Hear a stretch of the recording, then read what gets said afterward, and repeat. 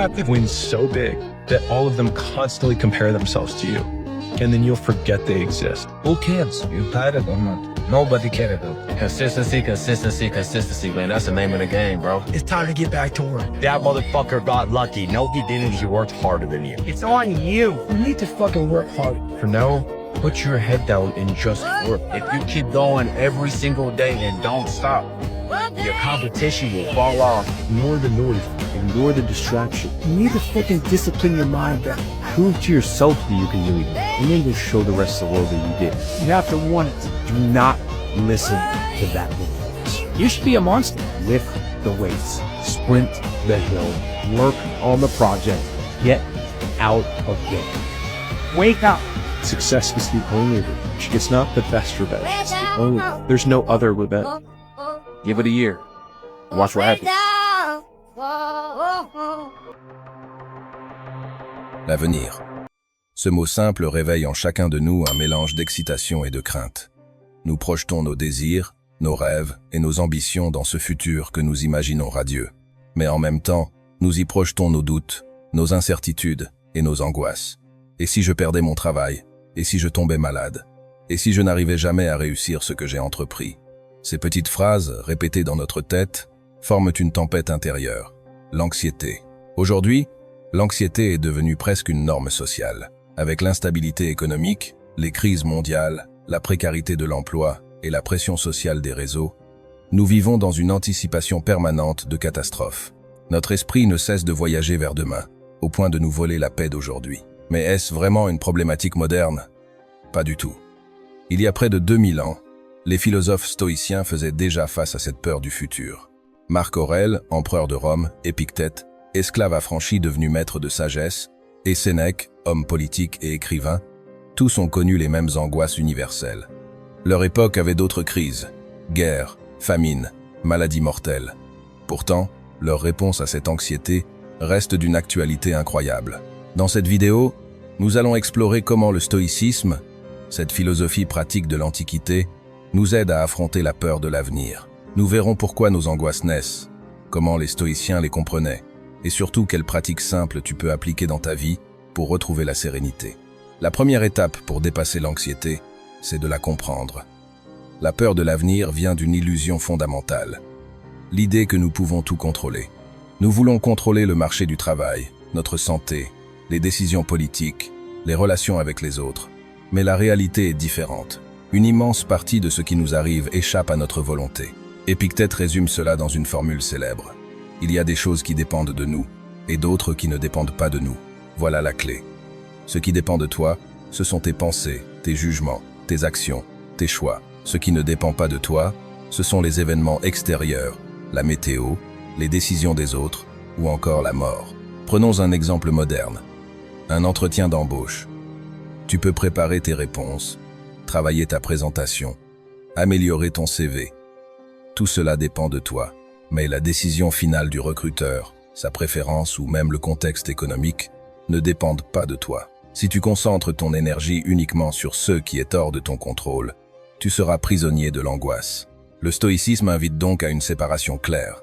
Distinguer ce que tu peux influencer de ce qui est hors de ta portée. Cette distinction n'élimine pas la peur instantanément, mais elle permet de mettre de l'ordre dans l'esprit. Les stoïciens avaient une approche très particulière du futur. Ils ne le rejetaient pas, mais ils refusaient de s'y perdre. Marc Aurèle écrit dans ses Pensées pour moi-même. Ne laisse pas ton esprit errer dans l'avenir. Tu l'affronteras avec les mêmes armes de raison qui te servent aujourd'hui. Oisan. Et disons. À Oisan, cette phrase est puissante. Elle nous rappelle que nous n'affronterons jamais l'avenir avec des ressources inconnues. Non, nous aurons toujours notre courage, notre raison, notre capacité d'adaptation. Sénèque, de son côté, affirme. Nous souffrons plus souvent dans notre imagination que dans la réalité. Voilà le cœur de l'anxiété. Nous créons des films catastrophes dans notre tête, des scénarios improbables qui nous rongent bien avant que les événements arrivent.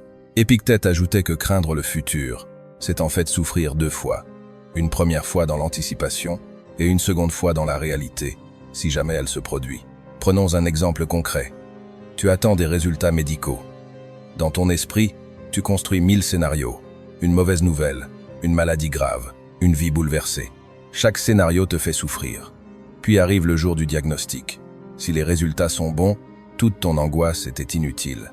Et si les résultats sont mauvais, alors tu auras souffert 2 fois, avant et pendant. Le stoïcisme t'invite donc à suspendre ces anticipations inutiles. Non pas à ignorer l'avenir, mais à cesser de lui donner plus de pouvoir qu'il n'en a. Le stoïcisme n'est pas une théorie abstraite.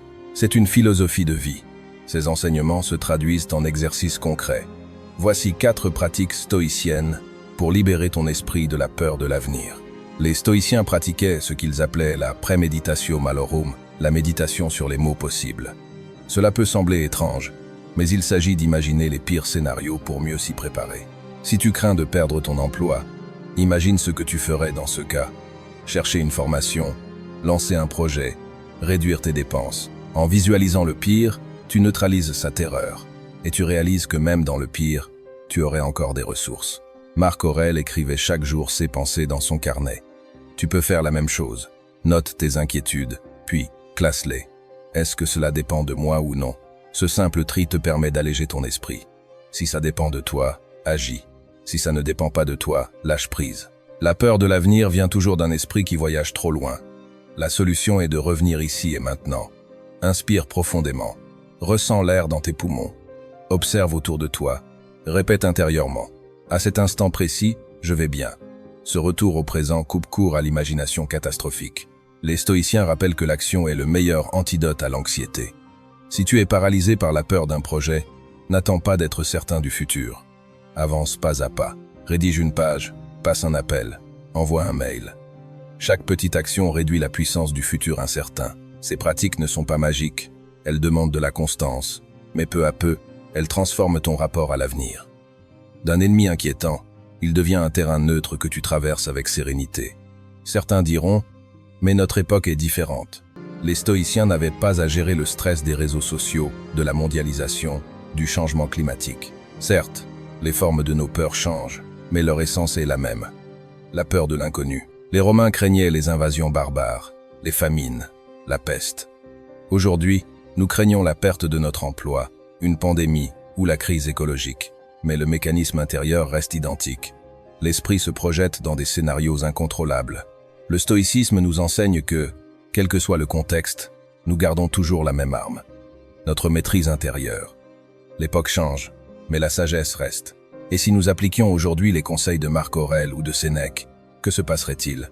Nous serions plus solides face aux crises, plus calmes face aux incertitudes, moins obsédés par la recherche de certitudes impossibles. Nous comprendrions que l'avenir ne nous appartient pas, mais que nous pouvons toujours choisir notre attitude face à lui. La peur de l'avenir est universelle. Elle rongeait déjà l'esprit des hommes il y a 2000 ans, et elle continue de hanter notre époque moderne. Mais le stoïcisme nous offre une boussole pour traverser cette tempête. En distinguant ce qui dépend de nous et ce qui ne dépend pas de nous, en cessant de souffrir dans notre imagination, en pratiquant la visualisation, l'écriture, la présence et l'action, nous transformons notre rapport au futur. Alors la prochaine fois que l'anxiété t'envahira, rappelle-toi ces mots de Marc Aurèle. L'avenir, tu l'affronteras avec les mêmes armes qui te servent aujourd'hui. N'aie plus peur du futur. Vis le présent avec courage. Et quand demain viendra, tu seras prêt.